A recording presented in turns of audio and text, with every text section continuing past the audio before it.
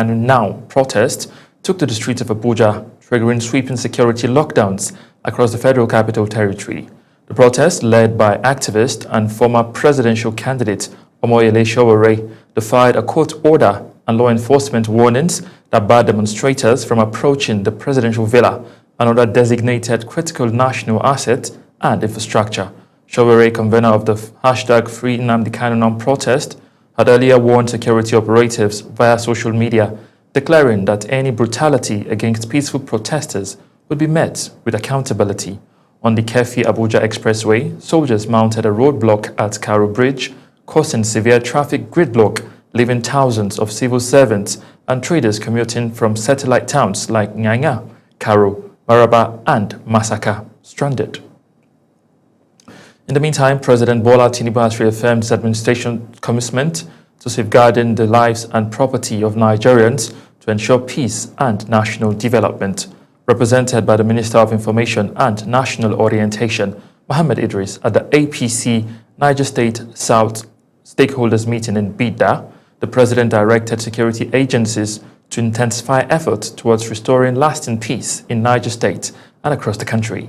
Idris urged Nigerians to remain confident in the President's reform agenda, stressing that the ongoing economic policies are already yielding early signs of progress. Away from the presidency, the Nigerian Senate has expressed deep concern over the growing security lapses in the country's aviation sector, citing a recent incident involving an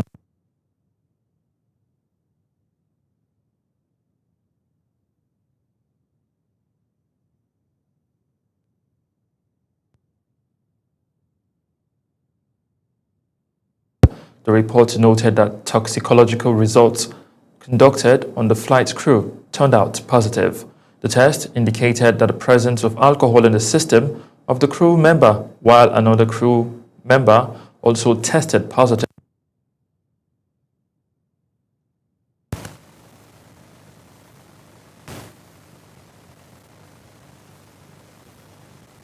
INEC has fixed October 22 to October 26 for the distribution of permanent voter cards, PVCs, for citizens who registered during the recent continuous voter registration, CVR, in Anambra State.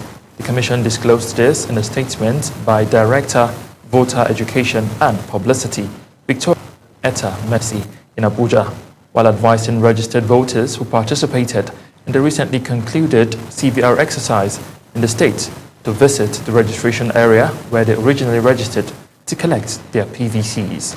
Etta Mercy emphasized that PVC collection is by person, saying there will be no collection by proxy under any circumstances. Let's now head to Katsina State and tell you that the government has announced plans to flag off Farmers Radio MSME Clinic and commission several other projects during Vice President Kashim Shettima's visit to the state, scheduled on Tuesday. Commissioner for Agriculture and Livestock, Professor Ahmed Bakori, said the Farmers Radio station is expected to address aspects of the state agricultural production. Bakori noted that the state government is making arrangements to receive Shettima on Monday, where he is expected to inaugurate projects executed by Governor Dikko Rada on Tuesday. The federal government has reaffirmed that mathematics remains a compulsory subject for all students sitting for O-level examination, clarifying earlier reports suggesting otherwise. In a statement issued by Boriowo Folashade, spokesperson for the Federal Ministry of Education, the ministry explained that while tertiary institutions may adjust admission requirements for certain courses, all candidates must still register and sit for both English language and mathematics. Folashade noted that the clarification aligns with the government's commitment to equitable access and quality education, emphasizing that English and mathematics remain essential tools for communication, reasoning, and lifelong learning. Moving to the agri sector, where the National Agricultural Land Development Authority, NALDA, has signed a memorandum of understanding with private agribusiness firm Arzikin Noma as part of its intensified efforts to boost food production through new partnership. Speaking at the signing ceremony in Abuja, The agency's Executive Secretary, Engineer Colinius Adebayo, explained that the agreement is strictly for the Ora Mega Farm and not for other NALDA farms across the country. Our correspondent, Anita Patrick, reports. Adebayo said the partnership will help fast-track operations at the Ora site, which is part of NALDA's broader initiative to establish fully serviced agricultural clusters across Nigeria, each equipped with modern facilities such as hostels, warehouses, administrative offices, and mechanization hubs. He said the Ora farm is already taking shape with thousands of hectares cleared and prepared for cultivation under the Renewed Hope Mega Farm Settlement Project, designed to boost food production and empower rural communities. We have started the project out of Ora in Kwara State, Irele in Ekiti State, and also in Bauchi State. And we do not think we need to finish the entire 5,000 hectares before operation starts, because Ghana waits for no project launch. We do not believe that we have to complete it, then we'll call in the president to come and cut the tape before we start planting. We are trying to be proactive to make sure Nigerians get food at a cheap price. On his part, Managing Director of Azikin Noma, Michael Adeshola, said the collaboration represents a major investment in Nigeria's agricultural transformation. Import. We should be championing local raw materials for local markets, for whatever they want to sell in Nigeria. We have the land, we have the resources. And they said, okay, fine, we have aflatoxin problems, we have traceability problems, we have fumonisin problems. But there's no country without these problems, right? But what are the steps we are taking to solving these solutions? We need to equip our farmers with the right knowledge, the training, the extension, and all them to ensure that they meet the quality standard. The NALDA boss reaffirmed that the agency remains open to other partnerships that align with national food security goals, but stressed that the Azikin Noma MOU applies exclusively to the Ora Farm project. He added that similar collaborations will be developed on a case-by-case basis for other states as the Renewed Hope Mega Farm initiative expands. The MOU signing coincided with activities marking World Food Day, symbolizing Nigeria's renewed commitment to ending hunger and building resilient food systems through strategic public-private partnership. Anita Patrick, reporting for Global TV News. Adebayo said the partnership will help fast-track operations. Deputy Speaker of the House of Representatives, Benjamin Kalu, says investment in human capital development remains a key driver of technological innovation and national growth. Speaking at the SM Fest Global Conference, Kalu emphasized that a skilled and educated workforce boosts productivity and fosters solutions that can expand Nigeria's gross domestic product. The Deputy Speaker noted that despite economic challenges, Nigeria continues to lead in creativity and innovation, raising over $331 million in digital investment, while urging greater investment not only in connectivity, but also in creativity and capacity to ensure technology becomes a tool for transformation, not exclusion. And now to environmental matters, where improper waste disposal in major markets and residential areas across Nigeria is raising serious concerns, with traders and residents calling for government intervention. Our correspondent, Sadia Yakubu, reports. The problem is not limited to markets alone. In many residential areas, especially in low-income communities, residents dump waste in drainage channels and open spaces. These practices blocks waterways and worsen the flood during the rainy season, creating breeding grounds for mosquitoes. Despite repeated campaigns on proper waste disposal, compliance remains low. It's actually hazardous because, of course, when people breathe foul air, it affects them indirectly, That's why as I pass by, I have to use my handkerchief to cover my nose because, of course, I don't want to be affected by it. Proper waste management requires collective efforts. Governments must improve waste collection systems while citizens take responsibilities for their environment. This is very bad. It's not good for our health. Even what you're hearing is not really good. Since in primary school they are teaching us hygiene, and we are growing up to see this. It's very, very discouraging. Improper waste disposal is not just an environmental issue but a health crisis. Communities need consistent sensitization and better waste collection services to reduce health risk. Sadia Yakubu reporting for Global Television. You're watching the live broadcast of the Midday News. When the Midday News returns, Trump calls on Ukraine, Russia to freeze war at current battle lines. Details coming shortly, plus business and sports stories.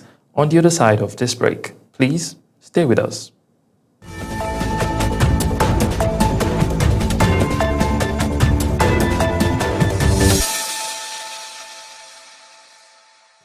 You're welcome back from that break, and if you're just tuning in, this is the live broadcast of the Midday News on Global Television, coming to you live from the nation's capital. I am Mukhtar Kasim.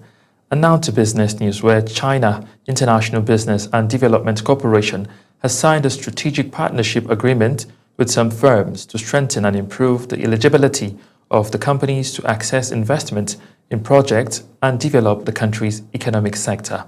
In his brief remarks during the event held at the King's Court in Ikeja, Lagos State, President of the Nigeria-China Investment Club, Dr. Chidi Ulelu, explained that the signing of the agreement was the first phase of the strategic collaboration and investment development project in critical sectors in the Nigerian economy, which China was more than ready to support. The agreement was facilitated by the Nigeria-China Investment Club. Through this partnership, will fast-track investment by supporting the firm in accessing the resource they need to grow, create jobs, and drive long-term economic growth. Still talking business, President of the Dangote Group, Aliko Dangote, has called on Nigerians to embrace and patronize locally made products in order to strengthen the nation's economy and promote national development. He made this known when the former presidential aide, Reno Mokri, visited him in Lagos State. Our correspondent, Ubong Usoro, completes the story. President of the Dangote Group, Aliko Dangote, says increased patronage of made-in-Nigerian products would create jobs and reduce the country's over-independence on imported goods. Dangote noted that Nigeria has the capacity to produce most of the goods currently being imported if local manufacturers are adequately supported. He explained that excessive importation weakens the naira and puts pressure on the economy, while local production drives industrial growth and economic resilience. I want to encourage all Nigerians to buy only made in Nigeria. When you buy anything made in Nigeria, you are helping to create jobs. And the only way for us to be a stronger nation is to patronize ourselves and be buying made in Nigeria only, so that we can encourage great jobs and prosperity. The English production address power challenges and support small and medium-scale enterprises. Dangote emphasized that for Nigeria to attain global competitiveness, citizens must embrace locally made products just like other countries by prioritizing homegrown production. Ubong Usoro for Global Television. And now to news making rounds on the foreign scene. A major breakthrough in Democratic Republic of Congo's fight against Ebola has taken another setback, with the latest outbreak, which has occurred in Bulape Health District in the Kwara Province, a hard-to-reach area with limited infrastructure. The Ministry of Health and World Health Organization set up a 32-bed treatment center in record time. Some 35,000 people in Bulape have been vaccinated against the Ebola virus. However, to date, 19 people have recovered from the disease, and no new case has been reported since 25th of September. In all, there have been 53 confirmed and 11 suspected infections. Let's move away from Africa and go to the United States, where President Donald Trump has called for Russia and Ukraine to freeze the war along current battle lines, a proposal that would see Moscow keep large areas of Ukrainian territory. Trump said the two sides should stop fighting and resolve the details over territory at future talks. The current front line runs through the Donbas region, an industrial hub. Ukraine has previously insisted on reclaiming all of its land. Trump himself asserted last month that Ukraine can win militarily and recapture all of the territories occupied by Russia, which also includes the Crimean Peninsula and other areas in eastern Ukraine.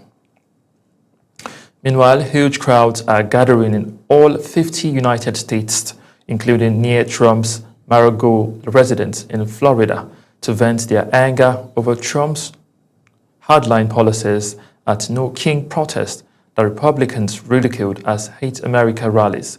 Organizers said 7 million people marched in protest, spanning New York to Los Angeles, with demonstrators springing up in small cities across the country's heartlands.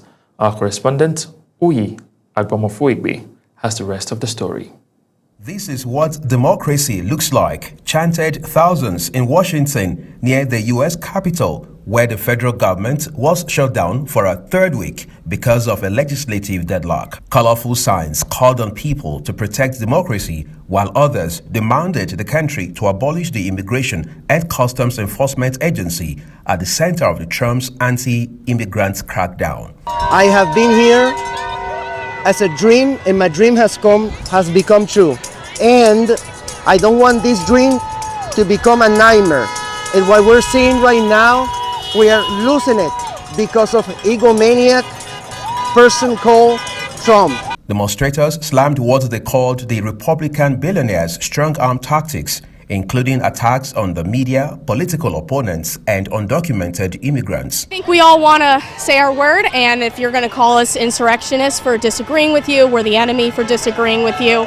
I don't know what America's about, because we're supposed to be able to have common political discourse, and what you're proposing, it's not politics, it's straight up evil. Trump's response to Saturday's event was typically aggressive, with the U.S. president posting a series of AI-generated videos to his Truth Social platform, depicting him as a king. Uyi Agbomofuigbe, reporting for Global TV News. This is what... And now to the exciting world of sport, where Nigeria's men's hockey team have clinched the bronze medal at the 2025 Hockey Africa Cup of Nations after a commanding 3-1 victory over Kenya in the third-place playoff at the Suez Canal Authority Stadium in Ismaila, Egypt. The win capped a strong finish for the Nigerians in what was the 12th edition of the Continental Championship organized by the African Hockey Federation. The tournament, held concurrently with the women's competition, brought together Africa's best nation sides for 2 weeks of high-intensity action.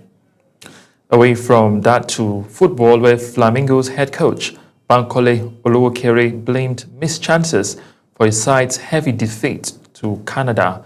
The Nigerian girls started a campaign at the 2025 FIFA Under-17 Women's World Cup with a 4-1 loss to the North Americans. Canada took the lead in the second minute through Gabriel Istoksi. Moving on, the British Football Association says ex-Chelsea manager Graham Potter had been appointed national team coach after John Dahl Tomasson was sacked last week following 3 straight losses in the World Cup qualifying. Sweden terminated Tomasson's contract on October 14 after his team only managed to win a single point in the first 4 games of the qualifiers for the 2026 World Cup. The Swedish FA said Potter, who was sacked by Premier League club West Ham in September, would be taxed returning around a team containing strikers like Alexandra Isak and Victor Gyökeres, and attempting to qualify for the finals in the US, Canada, and Mexico World Cup. And that's it on Global TV Midday News. Here is a quick reminder that Global Television is on DSTV Channel 365 and on Star Times Channel 276. Kindly follow us across all social media platforms now showing on your screen using at Global TV NG. I am Mukhtar Kasim. Saying a very big thank you for watching. Good afternoon.